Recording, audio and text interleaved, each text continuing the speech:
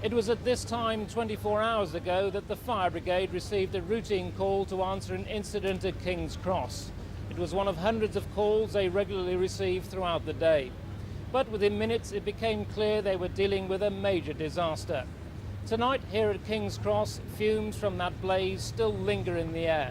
And for many commuters travelling home, the full impact of the devastation is only just beginning to sink in.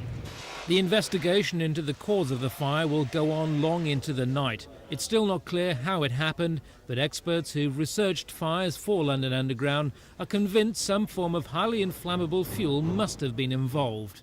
There were some very high temperatures involved at quite early stages in the fire, and that leads us to believe that there were some rather high fuel sources, not the normal materials which would be involved in a fire. London Underground have been under attack all day from transport watchdog groups who claim they've ignored consistent warnings following a big fire at Oxford Circus Underground station 3 years ago. They say tube stations, which are not legally required to conform to fire regulations, don't have adequate smoke detection or firefighting equipment.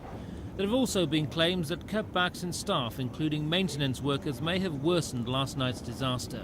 There is, I understand, a sprinkler on the escalators that were affected, but it hasn't been maintained for years, and nobody's even sure whether it would work if it was turned on.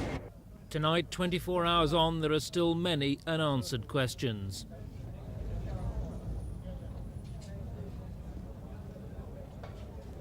But it hasn't been maintained for years, and nobody's even sure whether it would work if it was turned on.